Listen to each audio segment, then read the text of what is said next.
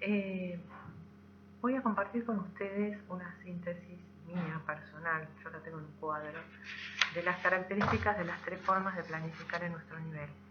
Es muy probable que esta síntesis llegue después de haber visto los trabajos de ustedes o no el mismo día, pero bueno, para que agenden, para que completen en sus portafolios las características centrales de estas formas de planificar el nivel.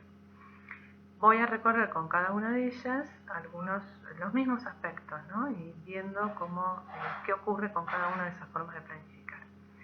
Comienzo con la unidad didáctica. La unidad didáctica, primero para responder a la pregunta ¿qué finalidad tiene? Busca conocer un recorte significativo del ambiente, indagando y analizando los elementos que forman parte del ambiente, personas, objetos, vínculos, roles, trabajos, historias, formas de organización, pautas culturales, etc.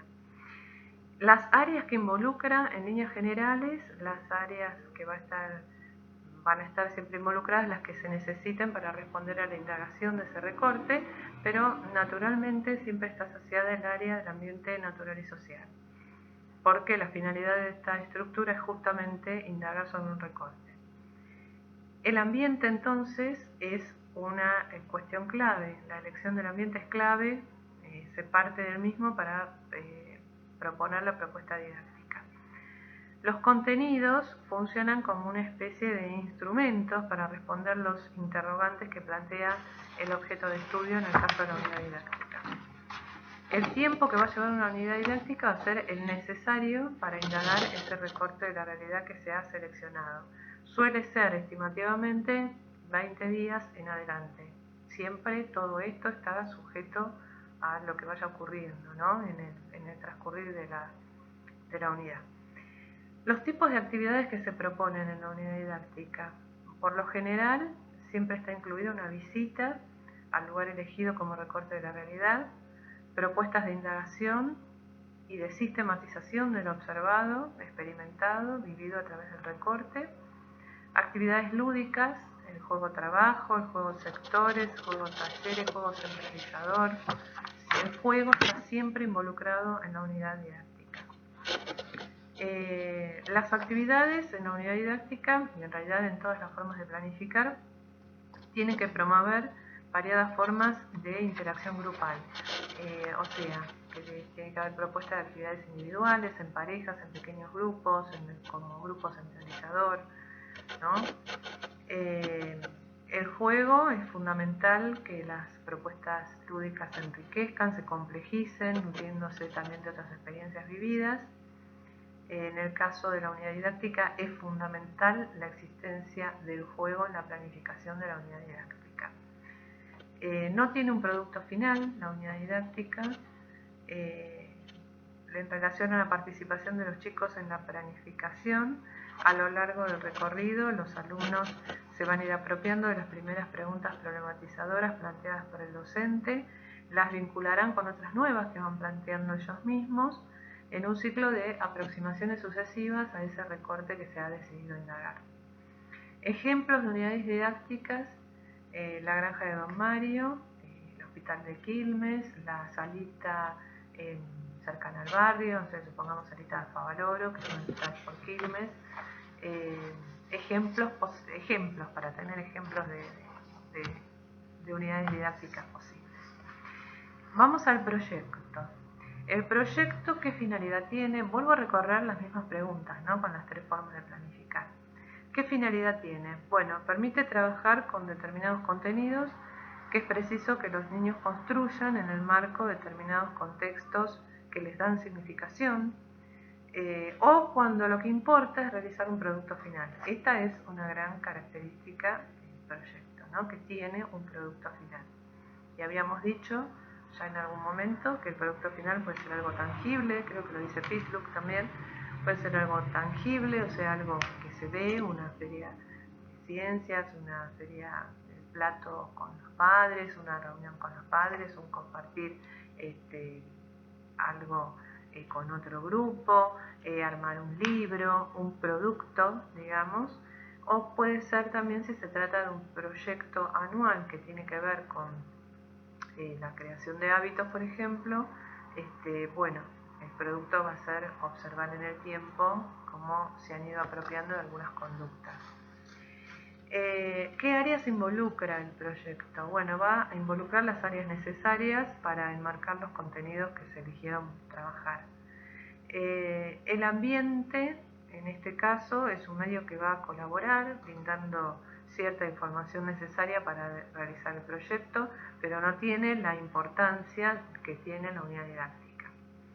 Los contenidos, en el caso del proyecto, son centrales porque responden a las necesidades e intereses de los niños. Los mismos orientan la planificación de todos los otros componentes. El tiempo va a ser el necesario para poder trabajar esos contenidos seleccionados y alcanzar el producto final. Puede haber proyectos que duren 1 mes, 2 meses, 3 meses, un semestre, hay proyectos anuales. El tiempo necesario para indagar esos contenidos. Los tipos de actividades en general se apela a actividades de indagación, producción, para responder lo que plantea el proyecto. De la misma manera que en la unidad didáctica, se proponen en las actividades distintas formas de interacción grupal, actividades individuales, en pareja, grupo total, pequeños grupos, lo que sea necesario para poder reflexionar y sistematizar los contenidos. El juego, no es necesario el juego para dramatizar en el caso de un proyecto, sí lo es en la unidad didáctica, recuérdenlo. El producto final es un componente clave del proyecto, sintetiza el proceso que se llevó a cabo para llegar a ese producto que se buscaba. Ese producto puede ser tangible o no tangible, como ya dijimos. La participación de los chicos, en la medida de lo posible, es conveniente avanzar hacia una planificación conjunta de las diferentes etapas del proyecto que incluya la voz de los niños involucrados. Esto también lo decía Pitluck, ¿no? Es decir, que era importante tratar de generar el interés en los niños en la elaboración de todas las formas de planificar el nivel. Pero si el interés no apareciera, también entonces es nuestro rol como enseñantes ir generando a través de distintas estrategias este despertar interés por aquello que queremos generar con los niños. Ejemplos de proyecto: la enciclopedia de animales, la muestra literaria, nuestro cancionero, ejemplos posibles. Vamos a la secuencia didáctica y volvemos a tomar los mismos ejes. ¿Qué finalidad tiene la secuencia didáctica? Bueno, el objetivo es la aproximación al contenido o los contenidos desde diversas actividades que les permitan a los niños ejercitación, profundización, complejización de ese contenido o los contenidos que se han seleccionado. Áreas que involucran: se suele utilizar un área disciplinar, aquella correspondiente al contenido que deseamos profundizar. El ambiente no es protagonista en esta estructura didáctica. Los contenidos son centrales. Se debe elegir uno, a lo sumo 2, que guarden relación de una misma área. Y será el conocimiento que justamente vamos a ejercitar durante toda la secuencia, y mucho más de una vez, ¿no? El tiempo necesario para trabajar, ejercitar y profundizar los contenidos. La secuencia sí requiere de cierta frecuencia estable para no olvidar lo aprendido, porque esto es fundamental para avanzar.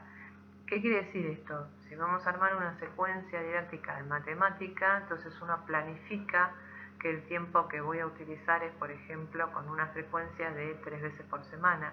Esto se planifica, ¿no? Sí, tiene que tener, como dice acá, como dije recién, una frecuencia estable en el tiempo, para que justamente los contenidos se puedan ir indagando y profundizando con cierta continuidad. ¿Qué tipos de actividades se presentan en la secuencia didáctica? Bueno, se presenta, como lo dice además la definición de que es una secuencia, una serie articulada de actividades, ¿no es cierto?, muy relacionadas unas con otras, brindando continuidad a la secuencia, teniendo en cuenta lo que se trabajó en la primera para después trabajar en la segunda y así sucesivamente. Se necesitan muchas actividades con el uso de distintas variables didácticas, con una misma pregunta o problema como eje y dando vuelta al mismo contenido, ¿no? El ordenamiento de las secuencias en líneas generales suele ir de lo más simple a lo más complejo, pudiendo ser también considerados otras formas de presentar la actividad, de lo concreto a lo abstracto, de lo cercano a lo lejano. La otra vez que ustedes daban el ejemplo de ciencias sociales, a veces justamente como disparador de algunas cuestiones que tengan que ver con un tiempo pasado, algún objeto antiguo, cercano, que podemos conseguir, nos puede servir como actividad inicial para explorar el pasado, ¿no es cierto? No sé, digo, una radio de otro momento histórico, una plancha a carbón que se usaba en otro momento histórico, pueden servir en este sentido que dice trabajar desde lo cercano a lo lejano, ¿no? Cuando hay elementos que nos permitan conectarnos con un objeto y después verlo para poder asociarlo con otro tiempo histórico, que es tan difícil de llamar la construcción del tiempo histórico, ¿no? Bueno, por supuesto las actividades que se proponen, al igual que en todas las formas de planificar en el nivel, requieren de distintos tipos de interacción grupal, actividades individuales, en pareja, en pequeños grupos, el grupo completo, esto siempre en las tres formas o estructuras didácticas. El juego no es necesario, el juego para dramatizar en una secuencia didáctica, como sí lo es en la unidad didáctica, ¿no? Tampoco lo es en el proyecto, dijimos. No hay un producto final en la secuencia didáctica. En realidad, en relación a la participación de los chicos en la planificación, en un principio lo planifica el docente y a lo largo del recorrido los alumnos se irán apropiando de esas primeras preguntas planteadas por el docente y las vincularán con otras nuevas que planteen ellos mismos, retroalimentando la planificación. Nuevas dudas que nos lleven a, por ahí, pensar en una secuencia posterior, si se trata del área de matemática o de cualquier área que estemos pensando. En realidad, bueno, esas primeras preguntas indagadoras después pueden derivar en otras que además a nosotros nos pueden servir como retroalimentación para pensar en otra secuencia, ¿no? En otro momento. Como ejemplos de secuencia didáctica, aprendiendo a contar, por ejemplo, somos pintores, ejemplos de títulos estoy dando, ¿no? De posibles estructuras didácticas que nos puedan llevar a pensar a nombres posibles que podrían tener estas estructuras. Bueno, con esto nos queda así como una síntesis de las formas de planificar el nivel. Este es un cuadro personal, en realidad se los leo para que ustedes completen con lo que ya tenían y probablemente esté hasta en algún punto mejor que esto que estoy diciendo, ¿no? Pero por lo menos los elementos básicos que debe tener cada una de las estructuras los acabamos de plantear. Y en las tres hemos recorrido las mismas cuestiones. ¿Qué finalidad tienen? ¿Qué áreas involucran? Si el ambiente es o no importante. ¿Qué pasa con los contenidos? Si son o no importantes. ¿Qué tipo de actividades puedo plantear? En relación con el tiempo también, cuánto involucra cada una de ellas. ¿Qué pasa con el juego? ¿Qué pasa con el producto final? ¿Qué pasa con la participación de los niños? Y algún ejemplo de cada uno. Bueno, nos estamos viendo.